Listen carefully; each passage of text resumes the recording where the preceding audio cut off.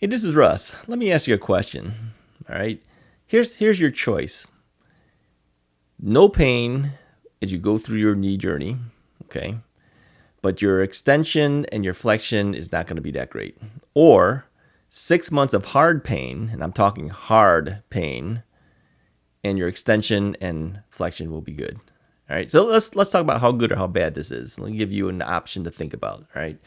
So let's say when we say good, we're talking 120 degrees of flexion and 0 degrees of extension. I think this is the numbers that most physical therapists are going for. Doctors are going for this. They want you to get at least that, right?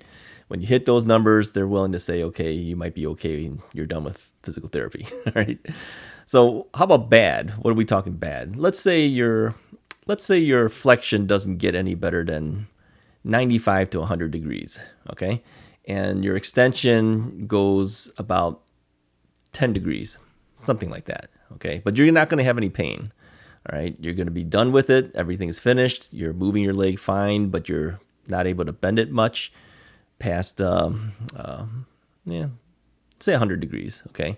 Can't bend it past 100 degrees, and your extension could only go to 10, all right? But you're not going to be in pain, all right? You're fine, and you're moving very well, but you're kind of stuck at those levels. Which of those two things would you choose? All right, think about it honestly, and write your comment on the comment below. All right, which one would you pick? Because I know a lot of people say that they're done with this. This pain is too much. I'm done. I'm not going to go through this anymore. And then there's others who say, give it to me until I reach those numbers. All right, which one would you choose? Okay, which one would I choose? What do you guys think I would have chosen? I think most of you guys know already what I would have chosen, right? I'd take the pain, give me the better numbers. Now, we all know that numbers aren't the only thing. A lot of physical therapists, they don't even measure you. They just kind of say, get to the level that you're able to get to. We'll deal with it later. Okay, just get there. And then there's those who measure you all the time. My therapist measured me literally every time. I think towards the end, he finally stopped measuring me. He was hitting 130, but under a lot of screaming. Okay, I'm talking a lot of screaming. All right, but he didn't do the final measurements. I think the last 3 times or something like that I was there, because he knew he was hitting the 130s. He already knew it. He could see it. Okay, he could feel it. He told me too. So he says, "What's the point of measuring it?" So, but we're talking a lot of pain, and I went through that 6 months of screaming and pain. And then, of course, I went through even more pain for months and months after that. Over a year after that, I still had pain. So, you know what I would choose, okay? But I will say that I do know that there's a number of us who say, I've had it. I can't do this anymore. This pain is too much. I'll take the numbers where it lies. I'll take that 100 degrees. I'll take the 10 degrees of extension. Let me tell you why I feel I would take the pain. First off, I know that I have a high tolerance for pain, even though that the pain of knee was more than any other kind of pain I've ever felt. All right. But here's why I would take it. Because if I suffer through that 6 months, I mean, we're really suffering for the 6 months, right? Then the rest of my life, I have the ability to function.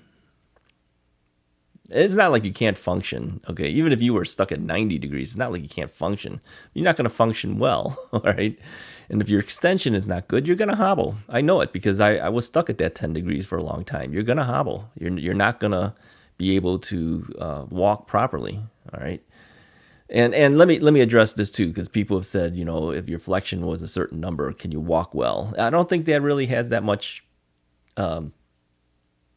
towards walking. I think it's really it's more about your extension for walking. If your extension isn't there, you're not gonna walk well, right? Even if your flexion wasn't good, but I think if your extension was at 0, I think you'll walk better. You just can't bend it all the way, right? So what can you and can you not do? All right, if I said, okay, you're stuck at about, let's make it 90. Let's make it worse. All right, you're stuck at 90. Okay, you can't ride a bike. You can't bend it enough to ride a bike. You can't. I don't think you could even stand up from a chair. Think about it. If you're in the middle of all this and it's hard, but if you're able to do it, put your knee at about a 90-degree bend. Okay. All right. I'm waiting for you. Now stand up.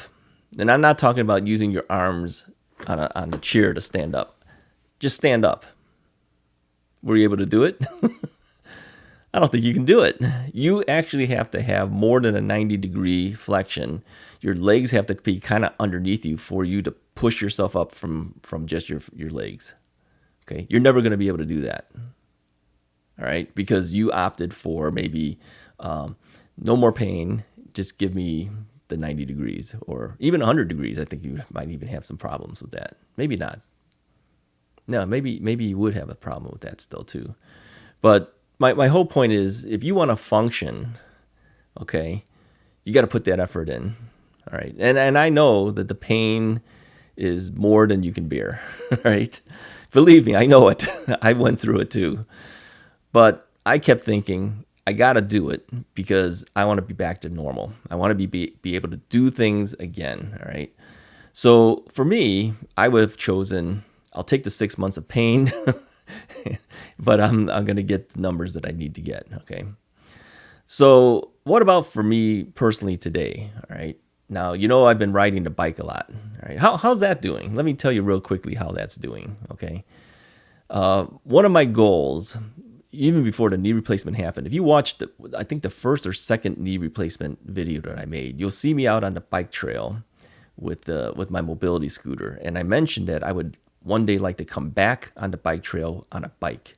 Okay, it took me 18 months to get there, right? And yeah, I'm doing okay. Yeah, I'm able to ride that bike. Of course, it is a e-bike, which means I have a motor that helps me. But let me address the fact that, for those who don't watch my e-bike videos, let me address the fact here. You might have thought that I bought this e-bike so I can just, use the throttle and just not pedal and ride. No, I don't. I actually pedal, right? I will say, let's average it out. Let's say 75% of the time I am pedaling. Maybe 25% of the time I coast a little bit because maybe you're going down a hill or maybe I'm a little too tired and then I use the throttle or something like that. But I do use the throttle and also the pedal assisting of the bike to get me up hills and things like that. So I don't have hard pedaling. If I had hard pedaling, my knee might have some issue with it. And I'm not just talking about my replaced knee, but the other knee, which has not been replaced, would probably have problems with it. Okay, so the e-bike helps me. I can ride. I typically ride. What do I typically ride? I typically ride at least 10 miles a day when I'm on the bike. Often I will ride as much as 18 miles to 20 miles a day on the bike. So there's no way I could do that, even with a regular bike. I couldn't even do that when my knees were good, all right? I can't do it. There's just no way I could do that. I can easily do that with the e-bike. So what's the benefit of the bike to me? It keeps my legs moving. That's why I have it, all right? I know I'm not going to get heavy exercise with that thing. I got a motor on that thing. All right. If I want the exercise, I'm going to go on my recumbent bike, my exercise recumbent bike at home, okay? Because that's going to give me the resistance that I need, and it's going to be constant. It's not going to be variable because of hills and all that. So going back to our question, if I had chosen to take the non-pain option and my flexion would not be good and my extension would not be good, I wouldn't be able to do all this stuff. It's true. I would not be able to do it. If my extension was still stuck at 10 degrees, I would still be hobbling because I was hobbling. I didn't look normal when I was walking. Not that I would look perfect now, but I didn't look normal when I was walking at 10 degrees of extension. Okay.